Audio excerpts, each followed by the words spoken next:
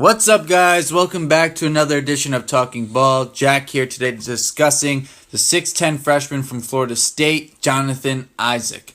Isaac is a very athletic and, smooth moving forward, especially for someone his size, 6'10". Probably weighs around 210, maybe 215 pounds. He's skinny, but, he's not like Brandon Ingram skinny.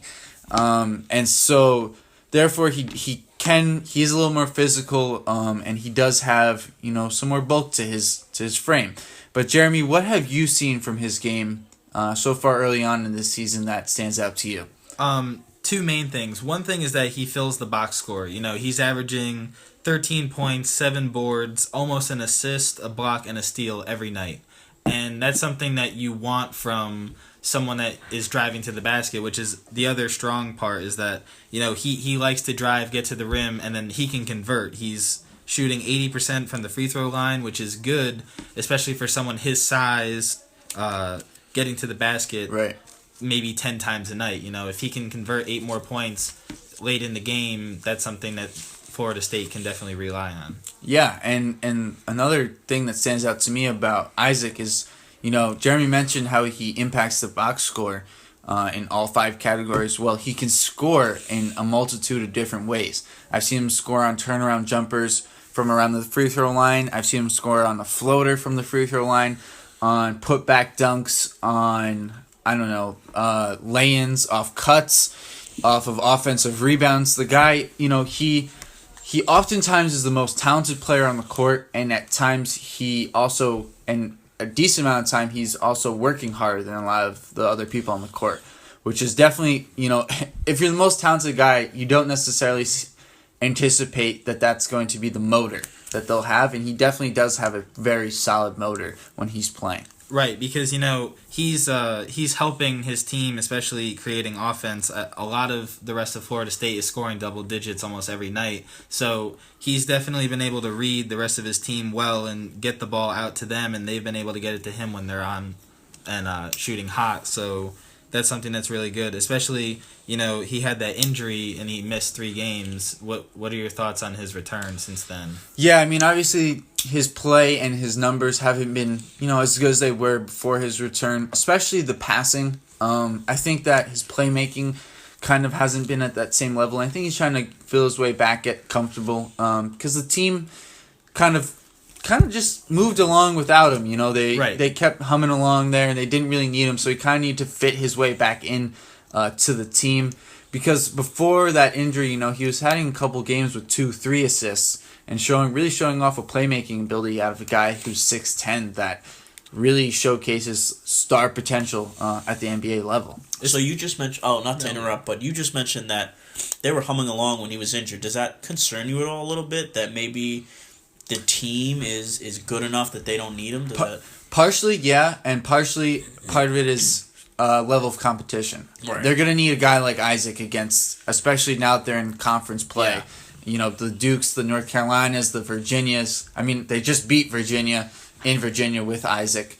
And he's only been back for a few games. So I expect as we get deeper into ACC play, maybe game 8, he will be back to his role. I think right now, like you said, he's trying to feel where he is and try to get adjusted back to what his team had been doing without him. Yep. But I definitely agree with that. And that's another thing about Isaac. He plays within the offense. He definitely is not a player. He lets the game come to him, and that's definitely something that you look at and you say, this is definitely a positive in terms of his NBA potential. And he's got a good handle for someone his size. I'm not saying, he's got a good handle, period, because, sure, a 6'2" guard has a much better handle than him.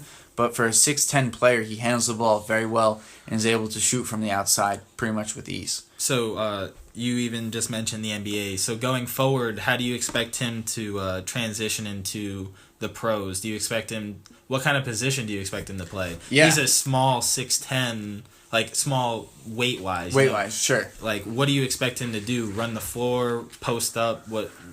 Yeah, I think he can do a little bit of everything, but at least initially, I don't see him doing too many post-ups.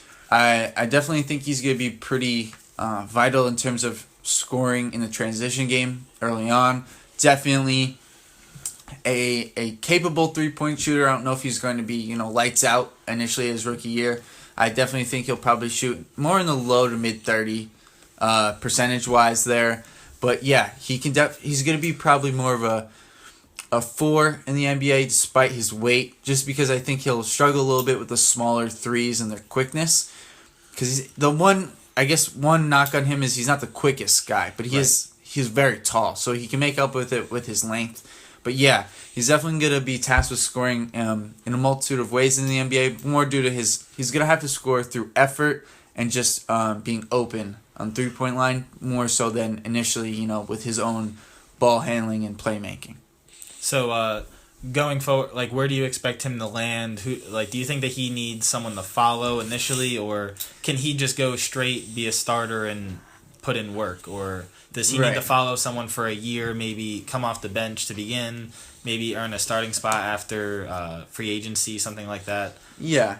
I think Isaac, ideally he's going to be on a team where he doesn't need to be the focus offensively, and therefore he won't need to create all that much for himself.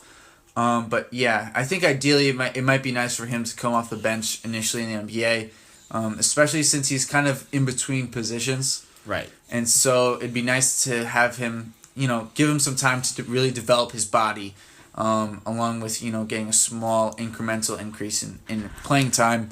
And then eventually, this guy's definitely going to be a major problem for other teams in the NBA just due to his ability to impact the game both offensively and defensively.